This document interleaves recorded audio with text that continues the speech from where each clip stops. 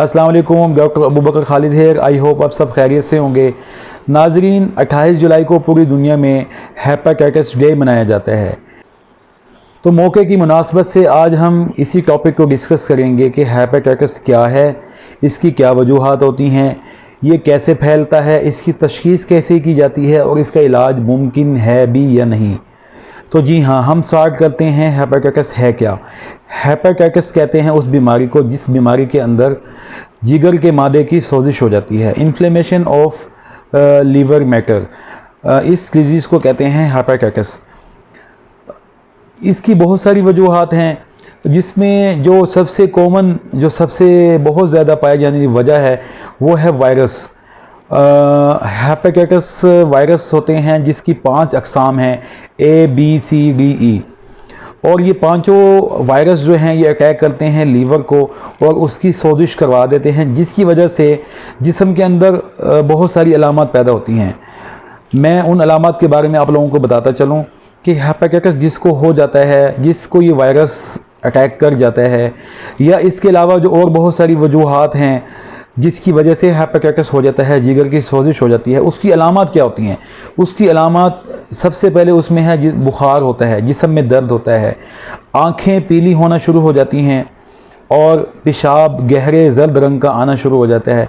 आपको या जो मरीज़ है उसको मतली ऐसे महसूस होता है कि उसको ऐसे उल्टी आएगी, मतली महसूस होती है, उसके पेट में दर्द होता है और इसके अलावा उसको भूख नहीं लगती, जिस्म के अंदर कमज़ोरी और निढालपन उसको महसूस होता है।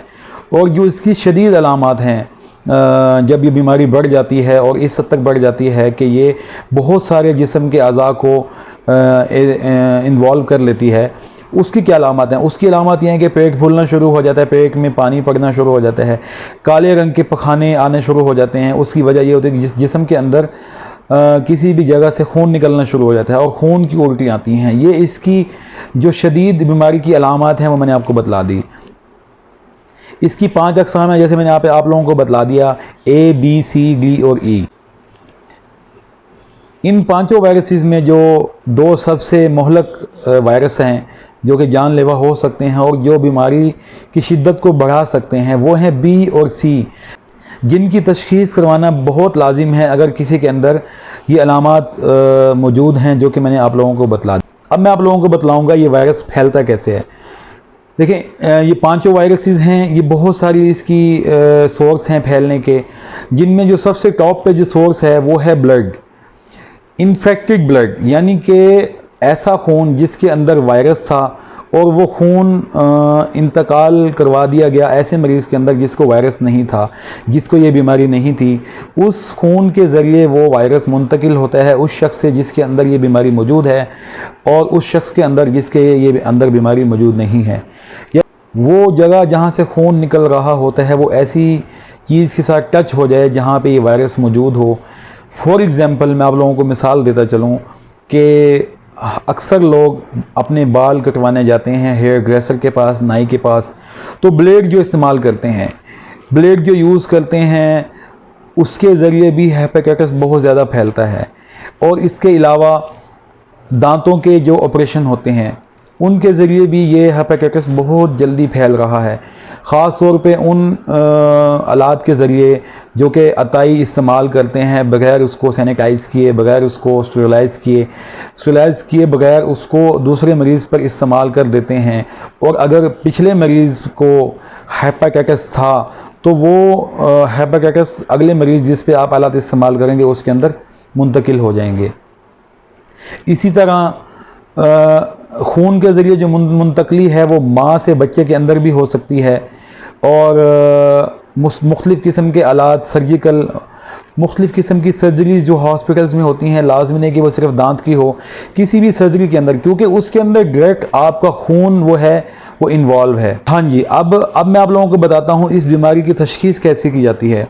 अक्सर लोगों को तो ये मसला पता लगता है जब वो खून देने जाते हैं या किसी और बीमारी का इलाज करवाने जाते हैं, उनके टेस्ट किए जाते हैं तो एक्सीडेंटली डायग्नोज होते हैं। और इनमें से जो B और C हैं, ख़ास तौर पे C जो है वायरस है, वो बहुत साइलेंटली, खामोश तरीके से इंसान की जान ले लेता है, बहुत आराम से फैलता है और जब अपनी जड़ें मजबूत कर चुका होता है तो वो उसकी अपनी अलामत ज़ाहिर करता है, और वो अलामत वो वाली होती हैं जो मैंने आप लोगों को बता दी, जो शदीद बीमारी में होती हैं, जिसके अंदर काले पखाने का आना, खून की उल्टी का आना, पेट का फूल जाना और गनूदगी की कैफियत हो जाना, जिसे हम हिपैटिक एनसेफेलोपैथी कहते हैं। इसकी जो तशखीस करने के जो 2 टेस्ट हैं जो आमतौर पर किए जाते हैं, एक तो सबसे पहले स्क्रीनिंग होती है, किट्स के अंदर वो टेस्ट किया जाता है और पता लग जाता है कि बी है या सी है। और उसके बाद एक बड़ा टेस्ट होता है जिसको हम PCR बोलते हैं, जिसका स्क्रीनिंग के थ्रू वायरस पॉजिटिव आ जाता है। फिर हम उसको रिकमेंड करते हैं कि अपना ये टेस्ट करवा के लाएं, PCR, क्योंकि वो काफ़ी कॉस्टली होता है और हर बंदा उसको अफोर्ड नहीं करता। अगर हम डायरेक्ट उसको लिख दें तो हर बंदा वो नहीं करवा सकेगा।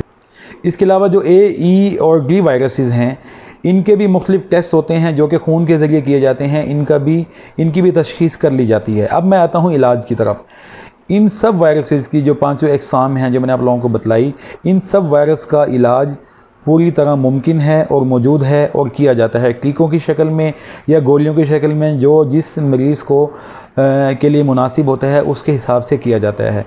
तो अगर ये किसी के अंदर ये मसला डायग्नोज हो जाता है या उसके अंदर तशख़ीस हो जाती है हेपेटाइटिस की, किसी भी वायरस की, तो उसको परेशान होने के बजाय किसी फिजिशियन के पास जाना चाहिए और अपने टेस्ट मुकम्मल करके वर्कअप करवा के अपना इलाज करवाना चाहिए। और अगर आप इलाज नहीं करवाएंगे तो ये जो बीमारी ख़ास तौर पे B और C वायरस है, ये इतना डेडली है कि ये विदिन 5 to 6 ईयर्स और मैक्सिमम 10 ईयर्स के अंदर बंदे की जान ले लेता है और ये किल कर देता है उसको। आखिर में मैं आप लोगों को बतलाऊँगा कि बच्चों को जो हिफाजती टीके लगाए जाते हैं उसके अंदर एक वैक्सीन लगाई जाती है, हेपेटाइटिस B वैक्सीन, जो कि हर बच्चे को लगाई जाती है। ख़ास तौर पे उन बच्चों को तो लाजमी लगाई जाती है जिनकी माओं के अंदर हेपेटाइटिस की तशख़ीस हो जाती है और वो बच्चे को जन्म देती हैं, तो उन बच्चों को तो ख़ास तौर पे लगवाना लाजमी है। लेकिन जितना हमारी आबादी में ये वायरस फैला हुआ है, तो हर बच्चे के हिफाजती टीकों के अंदर यही टीका शेड्यूल में शामिल कर दिया गया है। तो दूसरे लोगों को बतलाएं कि जिनके घर भी बच्चा पैदा हो, नया बच्चा, नौज़ायदा नौमौलूद बच्चे जो होते हैं, उनको ये टीका लगवाना चाहिए, ताकि ये जो बीमारी हमारी मोहलक बीमारी हमारे माशरे में फैली हुई है, इससे बचाव मुमकिन हो सके। मैं उम्मीद करता हूँ कि आपको ये वीडियो बहुत फ़ायदा देगी और आई एम होपफुल कि आप ये वीडियो उन लोगों तक लाजमी शेयर करेंगे जिनको इन सब बातों का नहीं पता, और हर इंसान को इन बातों का पता होना लाजमी है। अपना फीडबैक कमेंट सेक्शन में लाजमी शेयर कीजिएगा। अस्सलाम वालेकुम।